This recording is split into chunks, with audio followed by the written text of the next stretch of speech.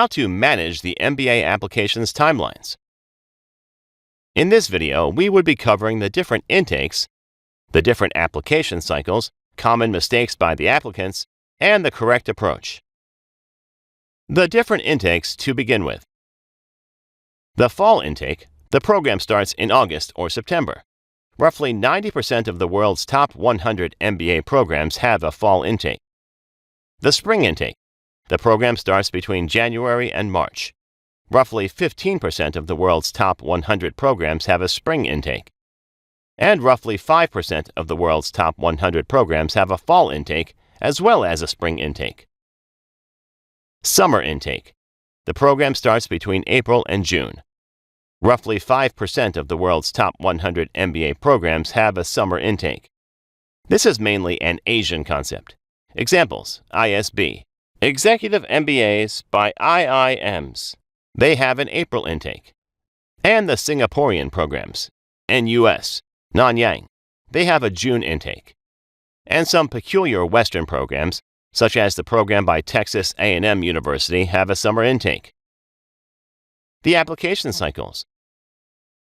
Most schools have 2 to 4 application cycles. For the fall intake, the Round 1 deadlines are generally between September and December. A high concentration of deadlines is in October. That is when a lot of schools have their deadlines. Round 2 deadlines are between December and February. A high concentration is in the first half of January. And Round 3 deadlines are generally between February and May, with a high concentration in March. Round 3 deadlines are not ideal for international candidates. For spring intake, the Round 1 deadlines are generally between March and May. Round 2 deadlines are between June and August, and Round 3 deadlines are between September and November. Once again, Round 3 is not ideal for international candidates. A note on early decision round. This is a pre-Round 1 admission cycle by some schools. This has a binding admission plan.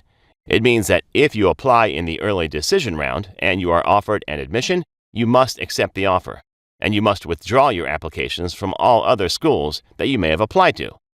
Examples: Columbia, Tuck. They have an early decision round as well. The recommendation is that you must apply in the early decision round only if the school is your first choice. Next, common mistakes by the applicants. The biggest mistake is planning over-optimistically.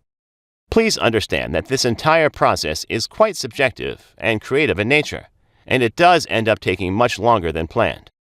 So always have some buffers. Splitting the applications among rounds is never a good idea. Always apply to get admits. Have a portfolio of schools, some dream schools, some practical schools, and one safe school. Apply to all the schools together, so that you get all the interview calls together, you get all the results together. You can compare all the admits and then take a well-informed decision. Also, please understand that the chances of selection in the earlier cycles are always a shade higher. So splitting the applications into multiple rounds is not advised for various reasons. Compromising on GMAT or applications for applying early. Yes, applying early has its advantage, but not at the cost of the GMAT score or the quality of applications. Something very important. We would suggest that do not take this entire application process as an obstacle in the path. Consider it an experience. There is so much that you can learn from this experience of applying to the Global B schools. This is one point in your career to retrospect over your life so far and contemplate over the times to come and write it all in an organized way.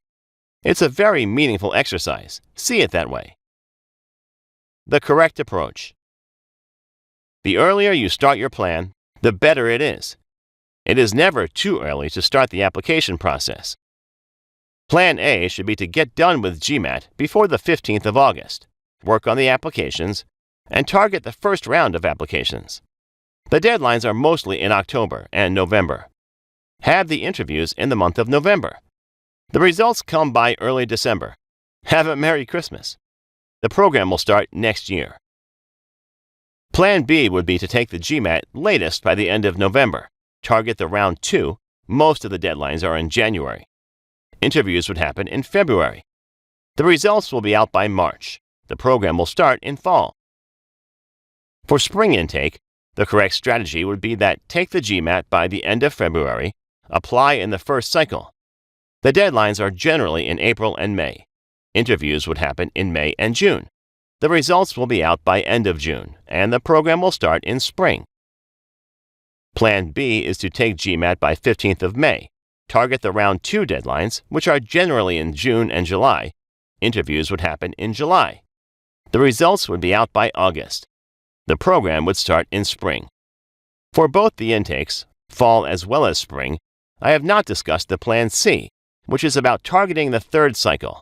That should be avoided. This was the concept, friends.